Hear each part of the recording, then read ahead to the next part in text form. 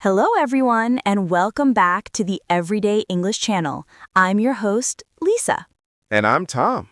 Hello, listeners.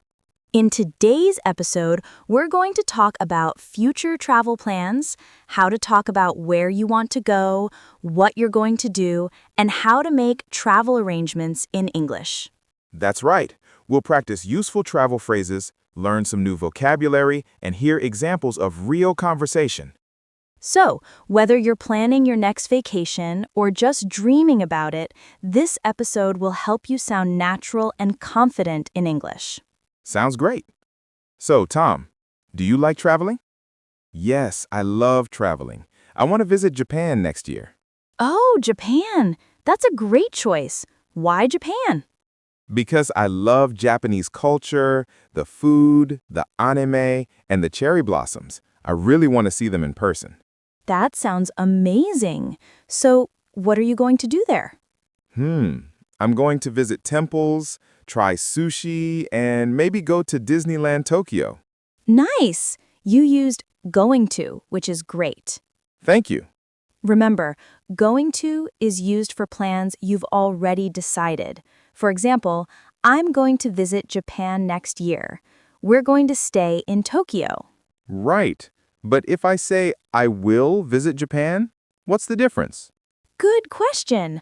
Will is used when you decide at the moment or talk about predictions. Examples: I think I'll visit Japan someday. Not planned yet. I'll probably travel next summer. Got it. Going to equals plan, will equals maybe or decision now. Exactly. Let's practice. I'll say an idea and you say if it's going to or will. Okay. Example 1. You've already bought your flight ticket. I'm going to fly to Japan next week. Perfect. Example 2. You just got a sudden idea. Oh, maybe I'll go to Japan someday. Excellent. You're welcome. Okay, now that you've chosen your destination, let's plan your trip. When are you going to travel? I'm going to travel in April because it's cherry blossom season. Perfect timing. How long are you going to stay? Maybe 2 weeks. I'll spend 5 days in Tokyo, 3 in Kyoto, and a few in Osaka. Wow, that's a great itinerary. An itinerary means your travel plan or schedule. Oh, I always forget that word. So it's like a schedule of my trip? Yes. Example, my itinerary includes visiting temples, trying local food, and going shopping in Tokyo. Nice. Now, what do I need to prepare before traveling? Let's list some essentials: passport and visa, flight tickets, hotel reservations, travel insurance, some cash in local currency. Right. I also need to check transportation, like how to use trains in Japan. That's a great idea. You can say, I need to learn how to use the transportation system. Useful words. Book a flight means reserve an airplane ticket. Accommodation is where you stay, hotel, hostel, or Airbnb. Currency exchange is changing money to another country's currency. Great. You, Lisa, should I say do a travel plan or make a travel plan? We say make a travel plan. You can also say plan a trip. So I can say I'm making a travel plan for Japan. Perfect. Thank you. Let's talk about travel companions. Okay, let's get started. Are you going to travel alone or with someone? I'm going with my best friend, Alex. That's great. Traveling with friends can be so much fun. Yes, Alex and I usually travel together. We went to Thailand last year and it was amazing. Cool. What do you like most about traveling with friends? We share the cost and it's safer and more fun. Exactly. Let's learn how to invite someone to travel with you. Would you like to go with me? Let's plan a trip together. We should visit someday. You, Lisa, would you like to go to Japan with us? Haha, I'd love to. Maybe one day. Yes. Now let's talk about booking and arrangements. Okay. Now let's talk about booking flights and hotels. How do you usually book your trips, Tom? I usually book online using Booking.com or Agoda. Good. You can say, I'm going to book a hotel near Shibuya. Perfect. Here are some useful sentences for booking. I'd like to reserve a room for 2 nights. Do you have any available rooms? I'm looking for a budget-friendly hotel. What does budget-friendly mean? It means not expensive, affordable. Got it. I always look for budget-friendly hotels. Perfect. And when booking flights, you can say, I'm going to check flight prices. I'll book the flight tomorrow. The tickets are a bit expensive, but I'll buy them soon. Very useful.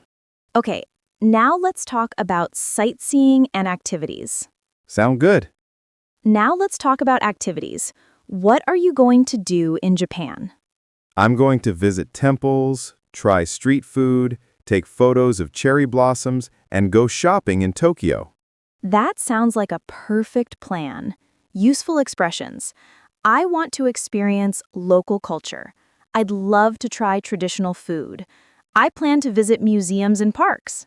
You, Lisa, where would you like to go if you could travel anywhere? I'd love to go to Italy.